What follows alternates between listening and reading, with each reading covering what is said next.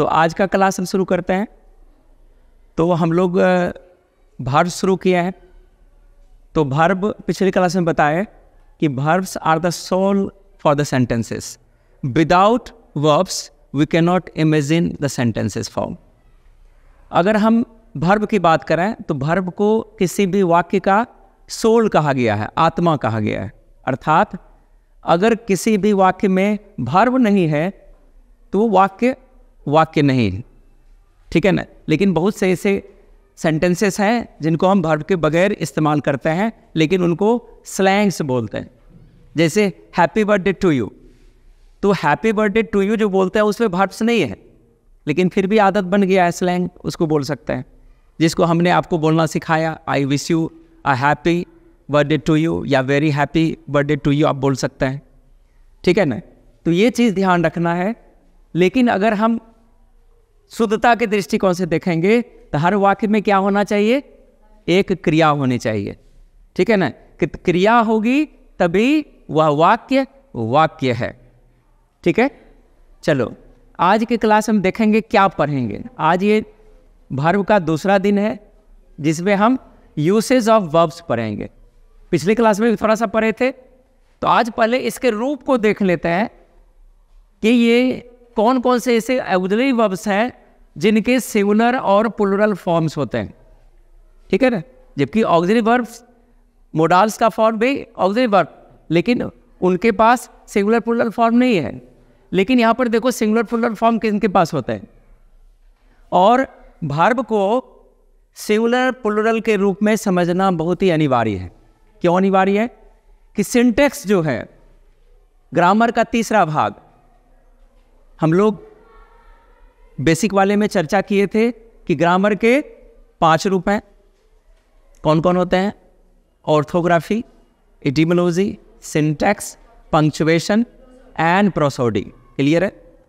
उसमें से जो तीसरा पार्ट है सिंटैक्स, जिसको वाक्य विचार बोला जाता है। तो संपूर्ण वाक्य विचार कर्ता और क्रिया पर ही आधारित है। इसलिए जब हम किताब को पलटते हैं, ग्रामर की किताब के पन्ने को, तो उसमें देखते हैं सब्जेक्ट वर्ब एग्रीमेंट। मतलब जब वाक्य में इस्तेमाल करते हैं तो वाक्य के साथ कैसा क्रिया होना चाहिए या कैसी क्रिया होनी चाहिए, ये आपको तय करना पड़ता है।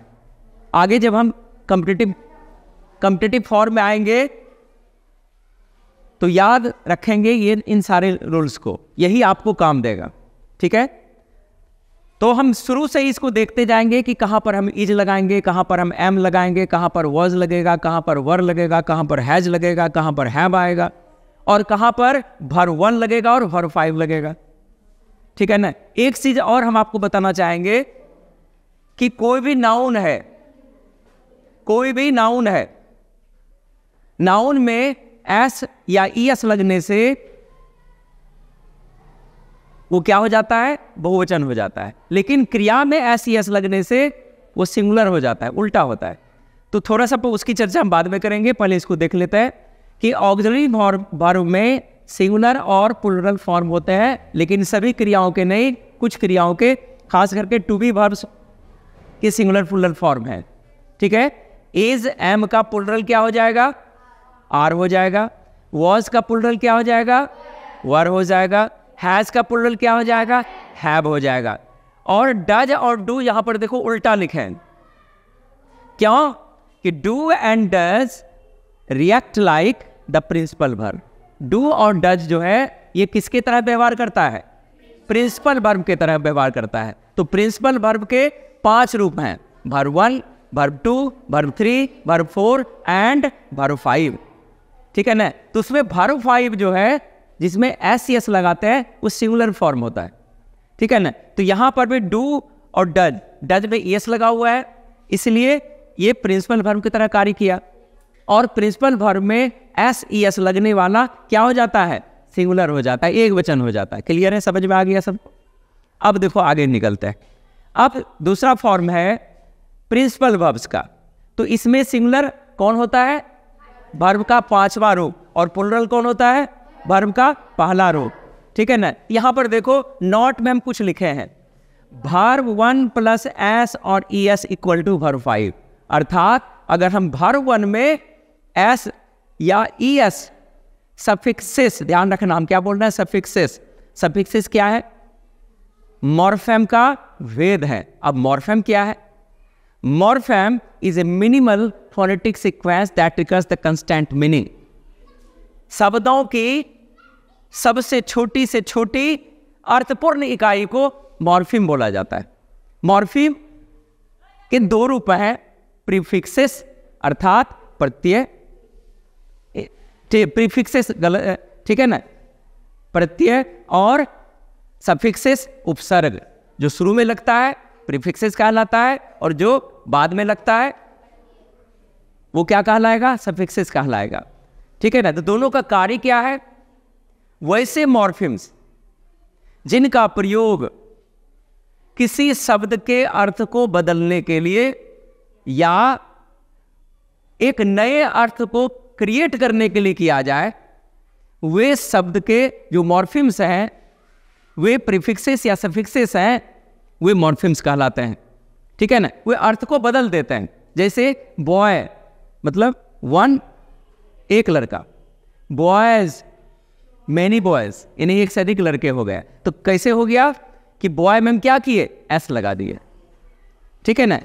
तो वैसे छोटे छोटे शब्दों की जो छोटी छोटी इकाई है जिनसे अर्थ बदल जाए, उनको हम क्या बोलेंगे, मॉर्फिम बोलेंगे। और उसका पहले लगने वाले को क्या बोलेंगे, प्रीफिक्सेस, और बाद में लगने वाले को क्या बोलेंगे, बाद में लगने वाले को सफिक्सेस बोलेंगे। क्लियर हो गया ना यहाँ तक? तो चलो यहाँ पर अब देखते हैं। अब देखो यहाँ पर क्या कह रहा है कि वर्ब 1 में एस जोड़ने से क्या हो गया, वर्ब 5 हो गया। तो इसका मतलब है गो जो है क्या है, सिंगुलर है प्लुरल है?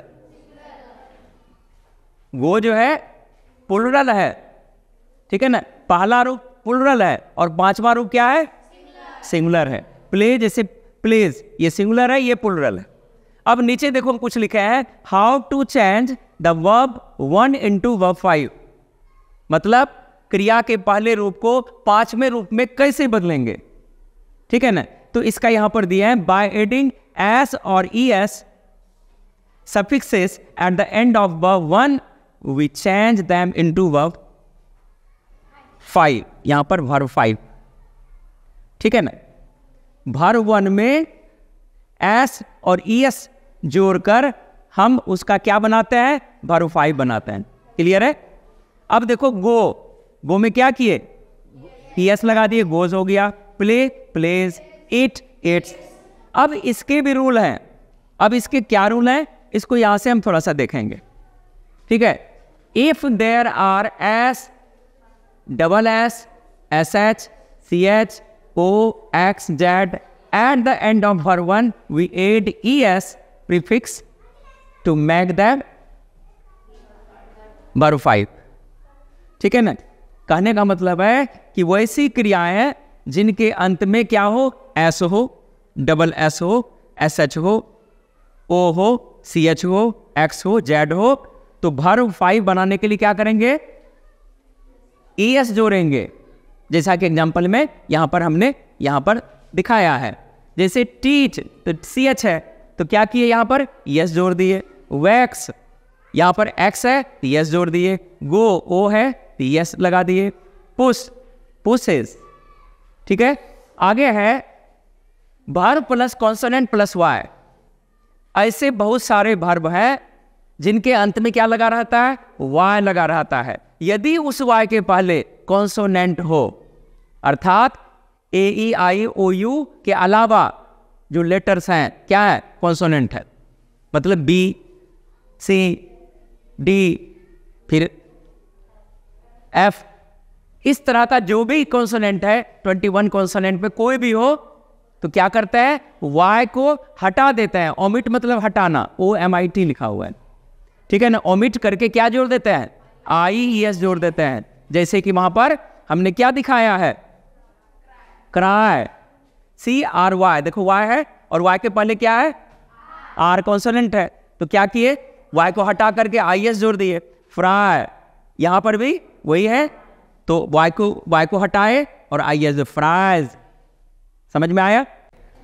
बोर्ड 1 में नंबर गलत हो गया है, उसको तीसरा नंबर पढ़ेंगे जो 2 लिखा हुआ है, और ये बोर्ड 2 है।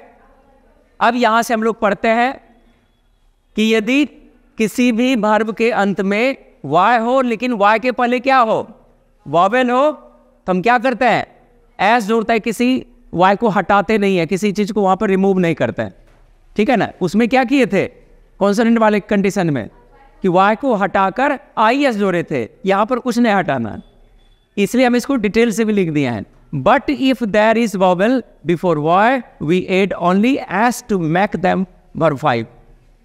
अर्थ क्या हुआ, यदि किसी क्रिया के अंत में वाई हो और वाई के पहले वॉवेल हो तो हम कुछ भी नहीं हटाते हैं, सिर्फ एस लगा देते हैं। जैसे प्ले, तो यहां पर वाई के पहले ए है, तो ए क्या है, वॉवेल है, तो यहां पर हम क्या किए, एस सिर्फ लगा दिए, ठीक है। से, सेज।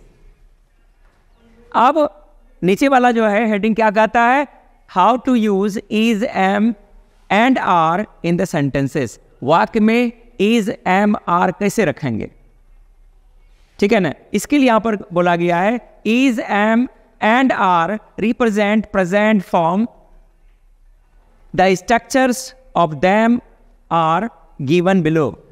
इसका अर्थ हुआ कि इज, एम, आर का प्रयोग हम प्रेजेंट फॉर्म को दिखलाने के लिए करते हैं। उनके बनावट इस प्रकार नीचे दिए गए हैं। अब आगे देखते हैं क्या वाली बनावट है। जब आपका वाक्य सिंपल फॉर्म में हो, सिंपल फॉर्म का मतलब होता है कि हम लोग जब टेंस की बात समझते हैं या टेंस की बात करता है तो वो तुरंत उसके दिमाग में ता है, ती है, रहा है, रही है, ये समझ में आने लगता है, ठीक है ना। बिना क्रिया का भी वाक्य प्रेजेंट, पास्ट एंड फॉर्म होता है, बिना प्रिंसिपल वर्ब का भी, ठीक है ना। जिसमें प्रिंसिपल वर्ब नहीं होते हैं उसको सिंपल फॉर्म के रूप में यूज करते हैं और उसमें नाउन या एडजेक्टिव का समावेश होता है। तो यहां पर है कि इसमें हम क्या लिख रहे हैं, आई के साथ सिंपल फॉर्म में जब नाउन या एडजेक्टिव की चर्चा करेंगे तो यहां पर हम एम रखेंगे, ठीक है ना। यू के साथ आर, वी के साथ, दे के साथ, और कोई भी प्लूरल सब्जेक्ट आएगा तो उसके साथ ही के साथ, इट के साथ, नेम के साथ। क्लियर है। अब एक यहां पर हम एग्जांपल रखते हैं, नाउन और एडजेक्टिव। पिछले क्लास में बताए थे naming words are called noun. नाम का बोध कराने वाले सारे शब्द नाउन है, ठीक है ना। बहुत सारे पहचान हम बता चुके हैं। दूसरा, एडजेक्टिव की भी पहचान बता चुके हैं। डिस्क्राइबिंग वर्ड्स इसको बोला जाता है, क्वालिफाइंग वर्ड्स बोला जाता है। तो इसमें हम कोई भी चीज लेते हैं, अगर आई एम यहां पर लगाते हैं तो यहां पर हम दे सकते हैं अ स्टूडेंट। ध्यान रखना है जब नाउन सिंगुलर हो, ठीक है ना, तो नाउन के साथ आर्टिकल का प्रयोग आवश्यक रूप से होगा, ए एन का प्रयोग करेंगे, है ना। अ स्टूडेंट, अ डॉक्टर दे सकते हैं। लेकिन ध्यान रखना है कि यू जो है ये सिंगुलर भी है, ये प्लूरल भी है। अगर ये सिंगुलर होगा, जैसे यू आर ए स्टूडेंट, सही है। अगर एक से अधिक का बोध कराना होगा तब क्या हो जाएगा, स्टूडेंट्स, है ना। एक से अधिक डॉक्टर्स के लिए डॉक्टर्स, है ना। तो ध्यान लगाना है कब, जब ये प्लूरल हो जाएगा, है ना। तुम लोग डॉक्टर हो, यू आर डॉक्टर्स। लेकिन अगर बोलेंगे तुम डॉक्टर हो, यू आर अ डॉक्टर। ध्यान रखना है, ए को खींचेंगे नहीं, अ, ठीक है। उच्चारण पर भी ध्यान देंगे। अब देखते हैं यहां पर वी पहले से बहुवचन है, इसकी भी चर्चा हम आगे करेंगे अभी, ठीक है। वी बहुवचन है, दे बहुवचन है, और प्लूरल तो पहले से हम लिखे ही है, तो अब प्लूरल नहीं रहेगा। ये सभी प्लूरल यहां से लेकर सबके साथ क्या लगाते हैं, आर का प्रयोग करते हैं। तो अगर उसमें इस तरह से आएगा जैसे हम लोग डॉक्टर हैं, तब क्या बनेगा, वी आर डॉक्टर्स। हम लोग छात्र हैं, क्या बनेगा, वी आर स्टूडेंट्स, ठीक है। वे लोग अच्छे लोग हैं, दे आर गुड पीपल। अब पीपल में ऐसा नहीं लगा देना, है ना। People is itself plural. People जो टर्म है वो पहले से क्या है, प्लूरल है, तो इसलिए एस नहीं लगाया जाता है, ठीक है। अब प्लूरल सब्जेक्ट में और कोई लेता है, लड़के डॉक्टर हैं, तब क्या हो जाएगा, लड़के डॉक्टर हैं, बॉयज आर डॉक्टर्स, लड़कियां डॉक्टर हैं, तब क्या हो जाएगा? Girls are doctors. डॉक्टर्स ध्यान रखना है। यदि आप किसी भी वाक्य में प्लूरल कर्ता चुनते हैं और नाउन की बात आती है, और खास करके काउंटेबल जिसको हम गिन सकते हैं, तो बहुवचन के साथ हमेशा बहुवचन नाउन को चुनना पड़ेगा, ठीक है ना। लेकिन अब एडजेक्टिव लगा देते हैं, जैसे हम यहां पर लगाते हैं हैप्पी, यहां पर लगा देते सैड, यहां पर लगा देते ब्रेव, ठीक है ना। तब हम कैसे वाक्य बनाते? यहां पर आई एम हैप्पी, मैं प्रसन्न हूं। आई एम सैड, मैं उदास हूं।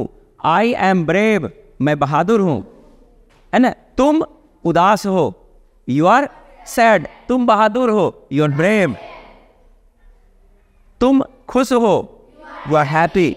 हम लोग उदास हैं, हम लोग प्रसन्न हैं। तुम लोग बहादुर हो, वही रह जाएगा। लड़के बहादुर हैं, बॉयज। अब ध्यान रखना, आर्टिकल में बताएंगे कि जब बहुवचन आता है तो ये जरूरी नहीं है कि हम द लगाएंगे, लेकिन जब किसी को निश्चित करेंगे, जब किसी को हम निश्चित करेंगे, फिक्स करेंगे, तब वहां पर क्या होगा? द का प्रयोग कर देंगे। वो तुम्हारे ऊपर निर्भर करता है। मतलब बॉयज आर हैप्पी और द बॉयज आर हैप्पी, दोनों सही है। लड़कियां डॉक्टर हैं, the girls are doctors, girls are doctors. The लगाएंगे तो इसका मतलब बोलने वाले को, वक्ता को पता है कि कौन सी लड़कियां डॉक्टर, ठीक है ना। जब वक्ता को पता नहीं हो तब हम क्या करेंगे? द जरूरी नहीं, ठीक है ना। यही सेंस है। यहां तक क्लियर हुआ? समझ में आया सबको?